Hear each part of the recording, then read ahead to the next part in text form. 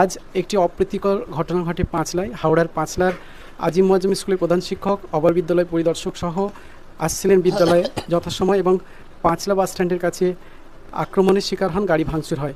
পাঁচলা থানায় অভিযোগ দায়ের করতে এসেছেন। শুনে নেব ঘটনাটি কী ঘটেছে। আজকের ঘটনাটি কী ঘটেছে একটু বলুন।